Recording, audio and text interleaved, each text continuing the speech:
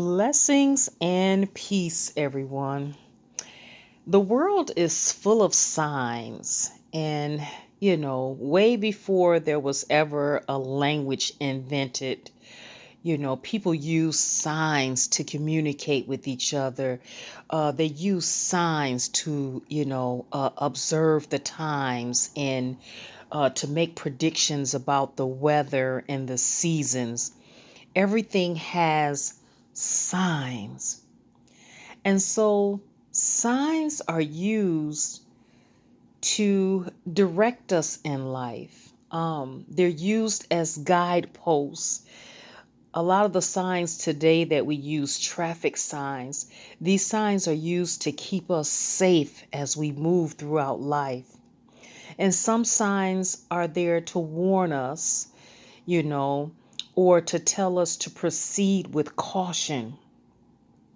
And so, my question for today, have you ever looked back over your life and realized that the writing was on the wall the entire time? You just didn't pay attention to it. And so, the same thing goes when it comes to dealing with people. People give us signs. And sometimes we ignore those signs until they become flashing red lights or flashing neon lights. But people give you signs. And so on today, we're going to talk about the signs that you're either dealing with, a narcissistic GS. And if you've been with me for a long time, you know what that means. Or if you're dealing with a flying monkey, okay? Or if you're dealing with flying monkeys in your life. And most of the times when you're dealing with these types of people, toxicity usually follows.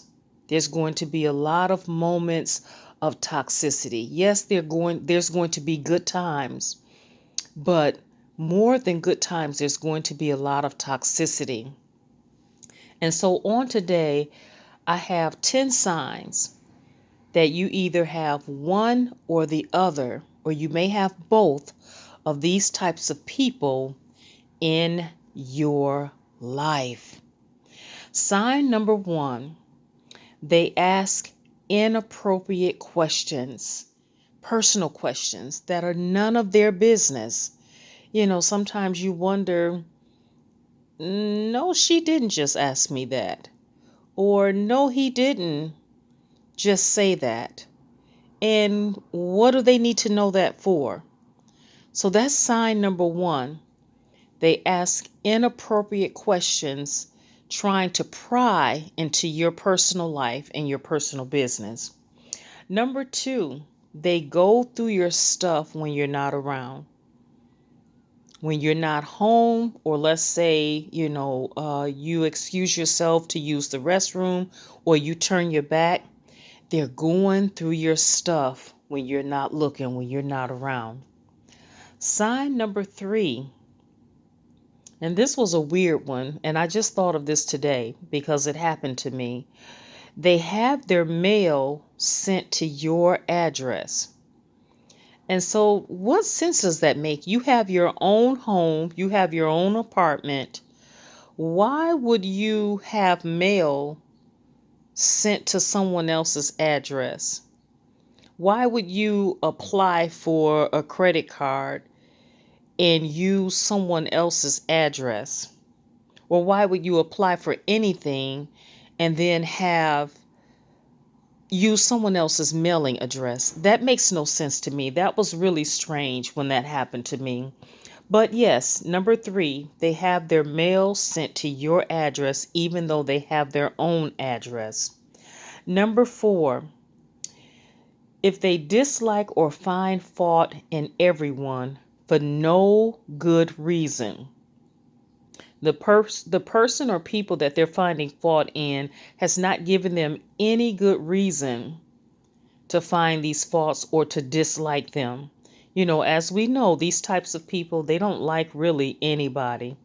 But yet it's still, get this, When the person comes around, they still grin in that person's face like everything is okay. We call this fakeness. Sign number 5, if they look for weaknesses in others to exploit. That's pretty self-explanatory. Sign number 6, if they blame others for all of their issues. These two types of people, they never can take responsibility for anything. Whatever happens, especially if it's something negative, they'll take responsibility and take credit for positive things. But if something negative is happening, they will not take responsibility for it. It's always somebody else's fault. Someone else caused it. It's their responsibility. If they hadn't done this, I wouldn't have done this.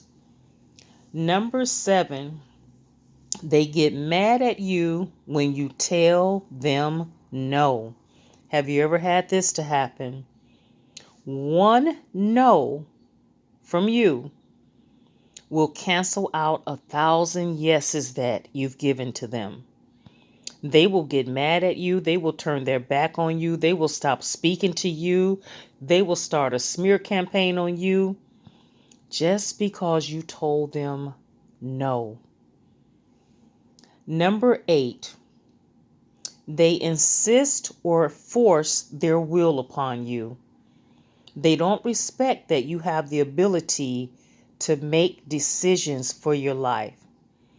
Now, this one right here, nobody's put in the world for you to force your will upon them. Even God does not do that. Even God gave us free will.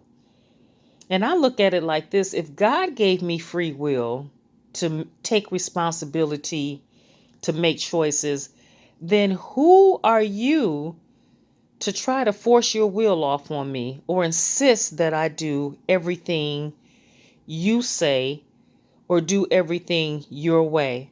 It's like, who are you? I think sometimes these people, they see themselves more high and mighty than they ought to. The Bible tells us that we ought to think humbly about ourselves, not to think that, we're more than what we are or that we're better than somebody else. Sometimes people like that who try to insist and force their will off on you, they do that because they think that they're better than you. These types of people, these narcissistic GSs and their flying monkeys, most of the times, they think they're smarter than you. They think they're more clever than you, more intelligent than you. And so you should follow their advice because you're not as smart as they are. Number 9, they always give unsolicited advice. They know what's best for your life. They know what's best for everybody's life. They have an answer for everything. They have a solution to every problem except for the problems that they should be finding a solution to. And the strange thing about it is that they have advice for you in your life, but their life is a train wreck. And then last but not least, they insist on having their way. It's their way or the highway. And so I hope these signs gave you some insight when you're trying to figure out, when people come into your life, if you're dealing with one or the other, or if you're dealing with both. So if anybody that you're dealing with, if they fit any of these 10 signs, then you may be dealing with a narcissistic GS, or you may be dealing with one of their flying monkeys that came into your life. And if you are, the solution is cut ties with them. And if you can't cut ties with them, be in their presence, or, have as less to do with them as possible. Keep your personal business to yourself. If someone is asking you inappropriate questions, you don't have to give them an answer. You don't owe anyone an explanation about your life, except for those that are involved in the situation that you're going through. As far as anybody else, you don't owe them an explanation, or you're not obligated to give them personal information. Be careful with people who share personal information with you, because in return they expect you to share personal information with them. And what I found is that people like that, when they're telling you all kinds of personal things, some people are really telling you the truth and they just need to vent. But when you're dealing with these two types of people that I talk about on this channel, a lot of times, no, they're not venting. They're sharing personal information to get something out of you that's personal that they can use against you later. And a lot of times they're sharing lies with you. They're lying to you. So just be careful. Think twice and just look for the signs. And if you find that you're dealing with someone like this, deal with them as less as possible or cut them loose.